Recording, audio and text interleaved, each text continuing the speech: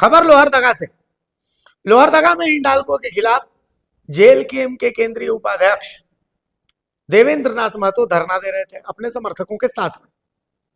लेकिन इसी बीच उपायुक्त लोहरदगा डॉक्टर कुमार ताराचंद का फोन आता है और इसके बाद डॉक्टर कुमार ताराचंद देवेंद्र नाथ महतो पे भड़क जाते हैं और फिर गुस्सा के फोन भी काट देते हैं।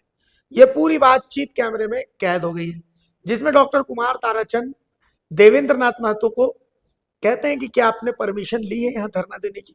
अगर ली है तो फिर क्या हिंडाल्को बाध्य है आपसे ज्ञापन लेने के लिए?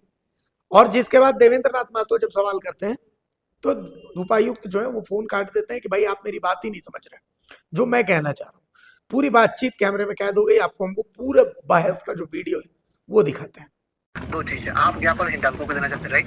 जी जी बिल्कुल। दूसरा, कभी किसी प्रशासन से आउटरीच किया आपने? सब क्या हुआ, सूचना दिया हुआ, परमिशन है आज। क्या, किसको सूचना दी है? आपका जो एसडीएम महोदय को दिया, जो लॉ एंड ऑर्डर का प्रमुख है क्षेत्र के।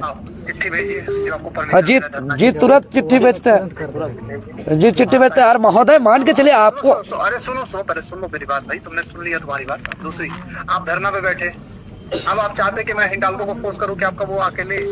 अच्छा ये उपायुक्त महोदय, अब जनता की अगर आवाज को दबाया जाए, जनता की बातों को नहीं सुना जाए। कौन दबा रहा है जनता की आवाज? जनता की आवाज यहाँ की कंपनी दबा रही है। मैं कंपनी, आप बताइए कि आपका जो डिमांड है जायज है नहीं, मुझे कैसे पता चलेगा? आप वही तो समझने का प्रयास करिए। अरे सुनो तो पहले मेरी बात, तुम सुनते ही हो भाई, तुम अपने ही उसमें रहते हो। आपने हमसे धरना का मांगा, हमने बोला ठीक है शांति से बैठ के धरना कर लो, राइट? जी जी। कोई लॉ एंड ऑर्डर ना बिगड़े उसके लिए हम लोग एसडीएम को स्पेशली इंपावर्ड है और वो हो सकता है फोर्स या मजिस्ट्रेट किसी को लगाए। जी जी जी। दूसरा, आप कह रहे कि हिंडाल्को को फोर्स करिए क्या क्या ज्ञापन ले। अरे तो ये एक बात बताइए महोदय, जो आज 78 सालों से खनन हो रहा है, जो एक रोड की नसीब नहीं है, स्कूल की नसीब नहीं है, हॉस्पिटल की नसीब नहीं है, आप बोल रहे हैं कि हमारा मार्ग जायज है कि नहीं है? तो ये तो हिंडाल्को बताएंगे ना इस चीज को। अगर आप देखिए, आप जैसे लॉ एंड ऑर्डर को मेंटेन करने के लिए आप भेजे हैं, मजिस्ट्रेट भेजे हैं, फोर्स भेजे हैं, ये अच्छी बात है, पब्लिक का मूवमेंट है तो भेजना चाहिए। लेकिन इसी को तो हम लॉ एंड ऑर्डर को मेंटेन करने के लिए ही तो हमारा ज्ञापन नहीं लिया जाएगा, तो हमारा फंडामेंटल राइट का हनन हो रहा है कि नहीं?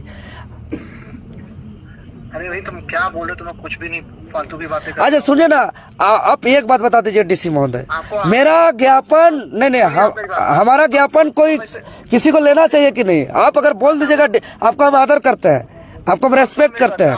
सुनिए, आप हमको इतना बता दीजिए कि हमारा ज्ञापन कोई ले सकता है कि नहीं? देखिए डीसी साहब फोन काट देते हैं। ऐसे चलता है शासन, ऐसे चलता है प्रशासन। क्या कारण है कि आपका फोन काटा जा रहा है? क्या लगता है आपको सर इस पर? देखिए हमको यही लगता है, सब यहाँ हिंडाल्को का इशारे, डीसी चल रहा है, हिंडाल्को का इशारे, पूरा तंत्र चल रहा है, लोकतंत्र खत्म हो चुका है। आज गरीब गुरबा आदिवासी मूलवासी का क्या स्थिति परिस्थिति? क्या लग रहा है कि हिंडाल्को ईस्ट इंडिया कंपनी बन गई है? उसका बाप बन गया है। अच्छा, ईस्ट इंडिया कंपनी का बाप बन गया है।